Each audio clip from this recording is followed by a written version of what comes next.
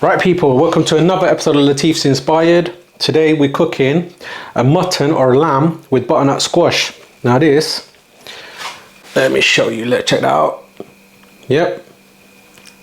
Now if you follow this recipe step by step, you're going to have this amazing dish at home. So watch till the end, and if you like what I do, don't forget to like my content, subscribe to the channel, hit the bell notification for new videos for these amazing recipes. So I'm cooking with mutton about 800 grams and just a normal butternut squash about 730 grams. So let's start cooking this bad boy. Bismillah.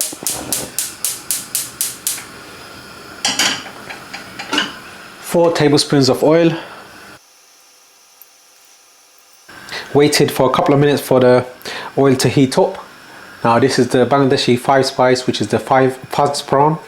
So good. About half a teaspoon of Phoron just gone in.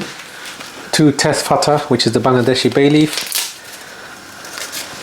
Builds a lovely fragrance.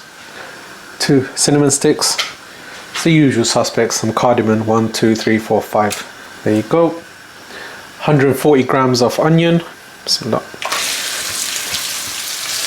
About 35 to 40 grams of garlic. I love a lot of garlic. Gives a wonderful flavor. 30 grams of ginger.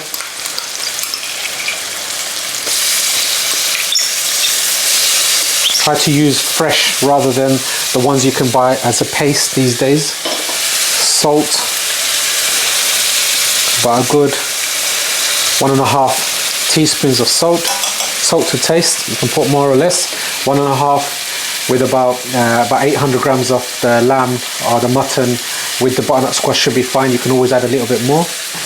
Now it's on a high heat, and now oil is proper heated up now. Got the lid on. Come back to it shortly.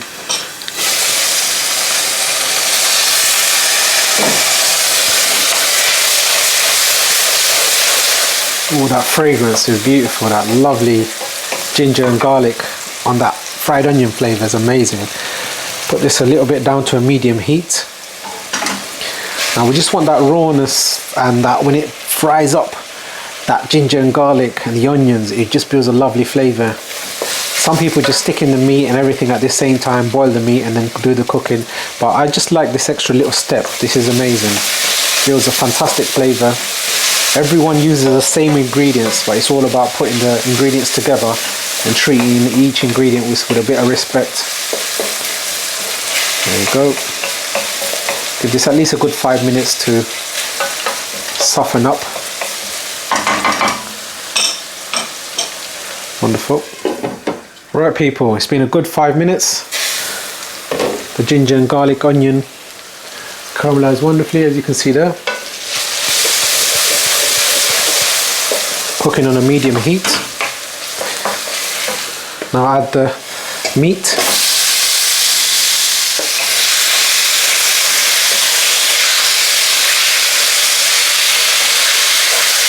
I'm going to crank up the heat to a high. What this is going to do is help all the liquid from the meat come out. And start rendering the fat from the meat.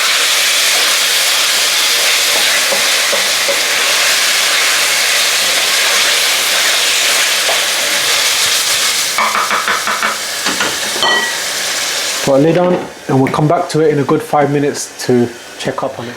Right people, it's been a good 5 minutes. Look how much moisture has come out of the red meat. You can get all the flavors from the bone marrow. These lovely fatty meats. Lovely. Like I said, I'm going to cook this for 10 minutes and then I'll put in some water.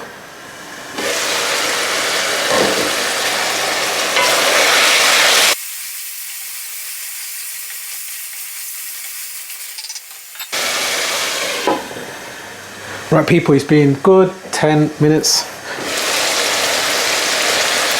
since I've had the meat, that is. There you go. Just come back to the oil, so all that liquid has evaporated. Now I'm going to add some water. So it's a boiling kettle, so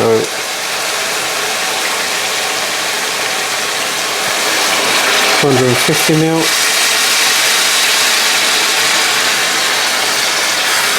500 ml. That should be fine for now. Just covered all the meat. There you go.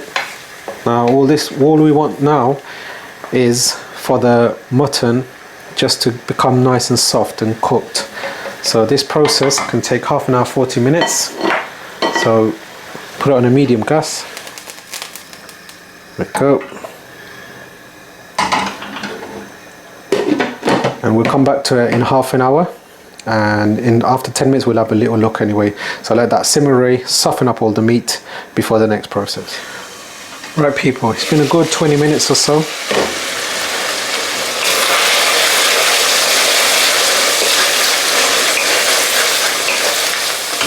The water has evaporated, so I need it to cook for a further 10 minutes or so.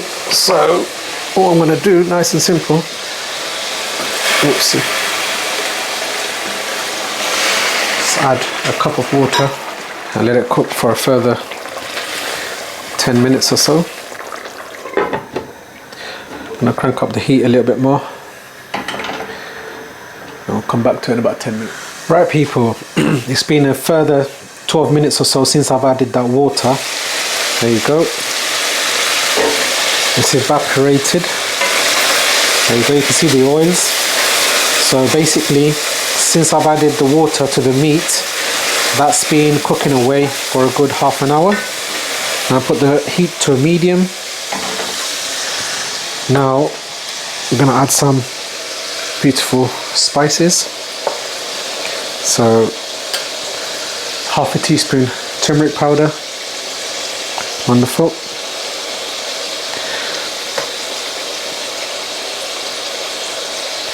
1.5 teaspoon of chili powder.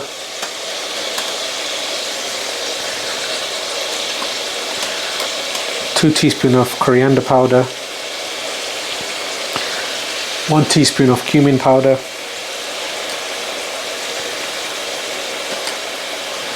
2 teaspoon of and 1/4 teaspoon of garam masala. So all the spices going in there at this time. Give this a nice mix.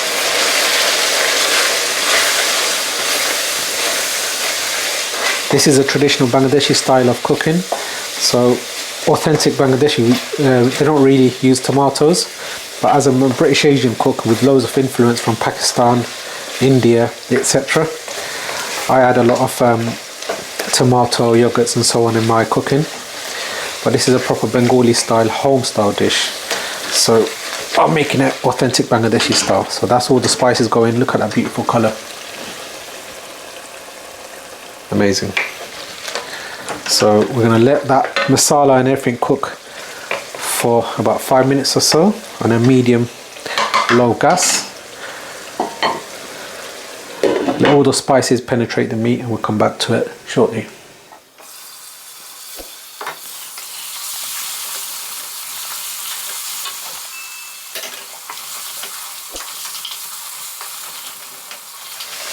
Right people, so it's been a few minutes since I've added the spices. It looks, because spices get damp, so when you put it into the oil it just comes alive. Now the butternut squash goes in. Butternut squash is going to release some natural liquids, so give it a nice little stir.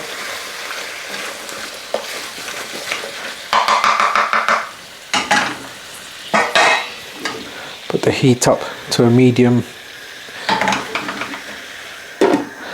and we'll come back to it shortly. Right people, it's been a few minutes since I've added the butternut squash. There we go. There's not much moisture there that's come out of these, so what I'm going to do now is add some water.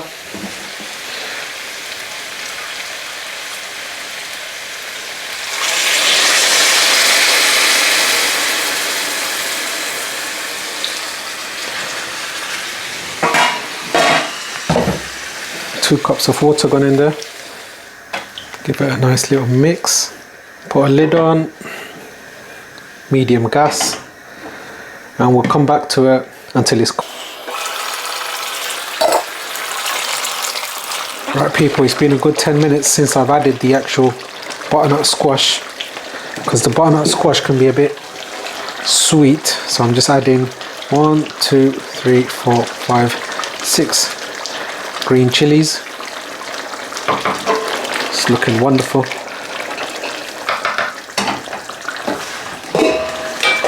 Proper Bangladeshi style curry.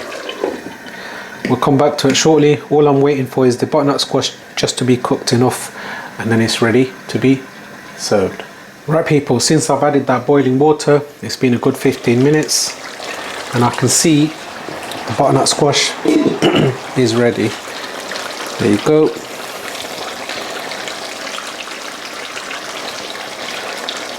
It's breaking. Now, some coriander.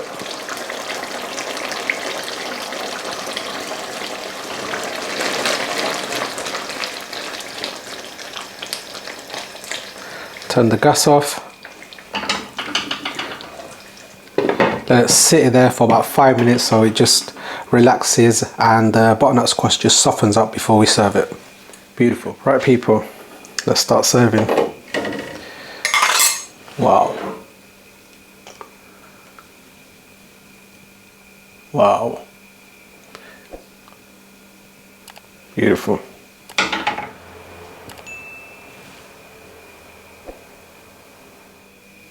Beautiful curry. Butternut squash with lamb. Oh wow. Let's give this a try. Right people, so this is my version of a proper Bangladeshi style mutton or lamb cooked with butternut squash. This got the sweetness from the butternut squash and that meaty gaminess from the lamb or the mutton. I've used mutton, slightly a bit more tougher, whereas the lamb would be nice, soft and falling off the bone kind of texture by now, because I've been cooking it for quite a long time, about over an hour. So let's give this a try. Check this out. Yep. Bismillah. Smells divine.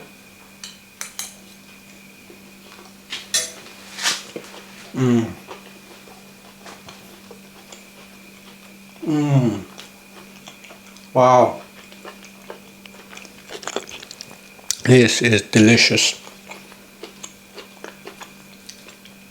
Meaty. Red meat is beautiful anyway, but with that butternut squash, autumn, winter, spring, summer, it's gorgeous. Nice, sweet, juicy butternut squash with that lamb, with that mutton, sorry. Lovely combination that you need to try. It's very popular in Bangladesh because it's cooked with pumpkin, but with as an alternative to the butternut squash, similar if not better. So I hope you've enjoyed this episode. Nice little recipe. If you like what I do, make sure to hit the like button, subscribe and hit the notification for new videos, and most importantly, try these recipes at home because it's nice and simple. Don't be scared. It's going to be, some of these recipes will just blow you away. This one, if you enjoy red meat, is the business. So see you soon for the next video at Latif's Inspired.